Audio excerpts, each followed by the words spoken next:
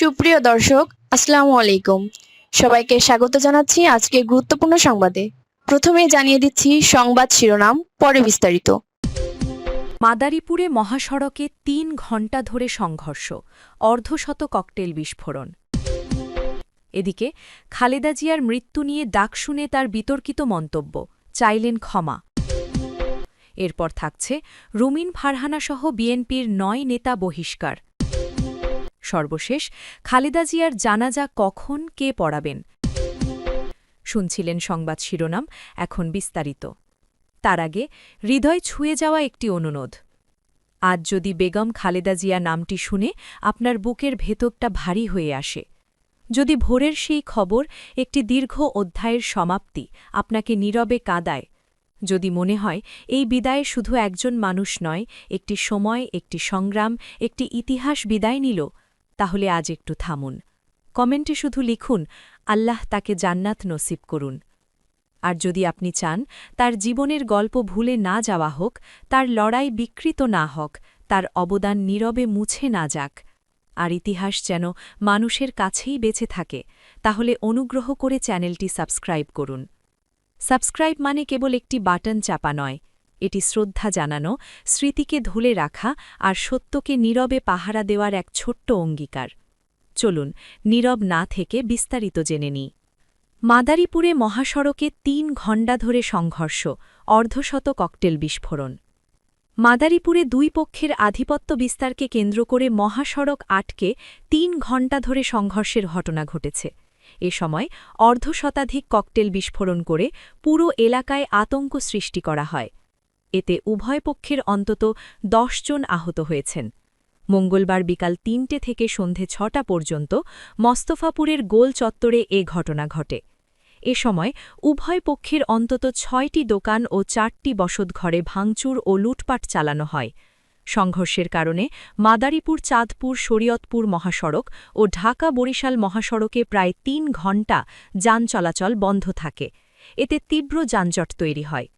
Police ও স্থানীয় লোকজনের সঙ্গে কথা বলে জানা গেছে, মোস্তফাপুর গোলচত্বর এলাকার স্থানীয় ইউপি সদস্য হাবিব হাওলাদার, ইদ্রিস হাওলাদারের সঙ্গে শামসু সর্দার ওরফে কোপা শামসুর আধিপত্য নিয়ে দীর্ঘদিন ধরে বিরোধ চলে আসছিল।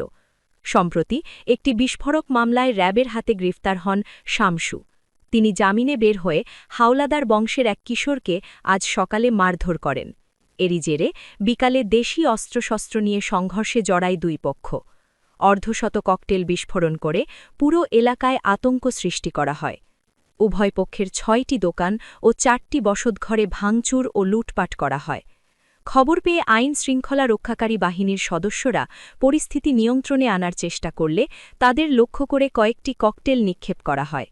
পরে স্থানীয় বিএনপির নেতারা ও কৃষক দলের সদস্য সচিব ওহিদুজ্জামান ঘটনাস্থলে পৌঁছে পরিস্থিতি শান্ত করেন। সন্ধে ৬টা থেকে মহাসড়কে যান চলাচল স্বাভাবিক হয়। আহত ১০ জনকে মাদারীপুর জেলা হাসপাতাল সহ বিভিন্ন হাসপাতালে ভর্তি করা হয়েছে। এ বিষয়ে ইউপি সদস্য হাবিব হাওলাদার বলেন, শামসু সর্দার এলাকায় সন্ত্রাসীদের লালন পালন করেন, তার কারণেই আজ এই রণক্ষেত্র। তিনি নিজে বোমা তৈরি করেন, মাদকের ব্যবসা করেন, তাকে ধরতে পুলিশও ভয় পায়।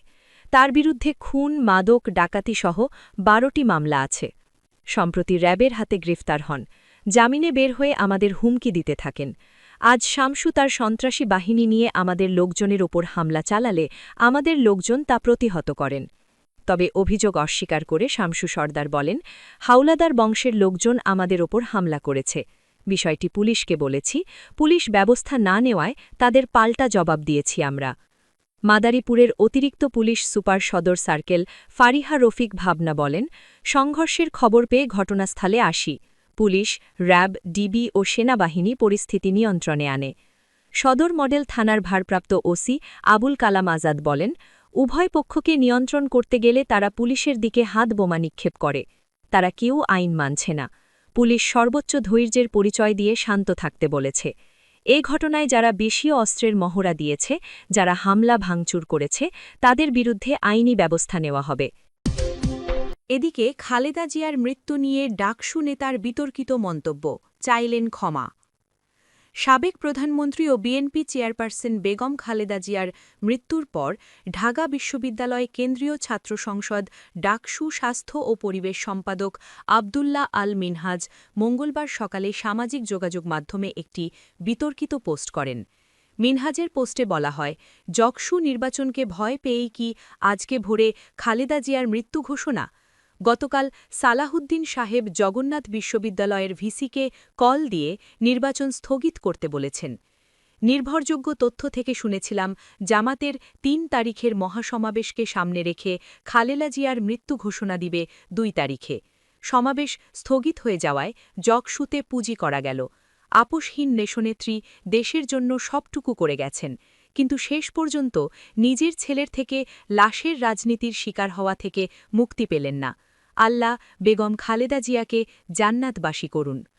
এ ঘটনায় সামাজিক যোগাযোগ মাধ্যমে নেটিজেনদের মধ্যে নানা প্রতিক্রিয়া দেখা গেছে।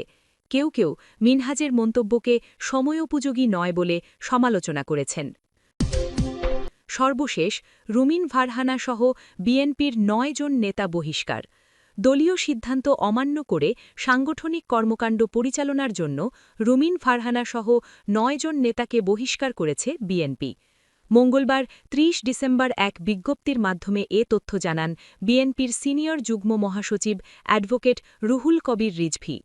বিজ্ঞপ্তিতে বলা হয়েছে, দলীয় সিদ্ধান্ত অমান্য করে সাংগঠনিক কর্মকাণ্ড পরিচালনার জন্য জাতীয় নির্বাহী কমিটির সহ আন্তর্জাতিক বিষয়ক সম্পাদক ব্যারিস্টার রুমিন ফারহানা, জাতীয় নির্বাহী কমিটির সদস্য মোহাম্মদ গিয়াসউদ্দিন, মোহাম্মদ শাহ আলম, হাসান মামুন, আব্দুল খালেক, কেন্দ্রীয় ছাত্রদলের সাবেক সভাপতি ও বাংলাদেশ হিন্দু বৌদ্ধ খ্রিস্টান কল্যাণ ফ্রন্টের মহাসচিব তরুণ দে, ঢাকা মহানগর উত্তর বিএনপির সাবেক আহ্বায়ক সাইফুল আলম নীরব, সিলেট জেলা বিএনপির সভাপতি মামুনুর রাশিদ চাকসু ও ব্রাহ্মণবাড়িয়া জেলাধীন বাঞ্ছারামপুর উপজেলা বিএনপির প্রধান কৃষিবিদ মেহেদী হাসান পলাশকে বাংলাদেশ জাতীয়তাবাদী দল বিএনপির প্রাথমিক সদস্যসহ সব পর্যায়ের পদ থেকে বহিষ্কার করা হল।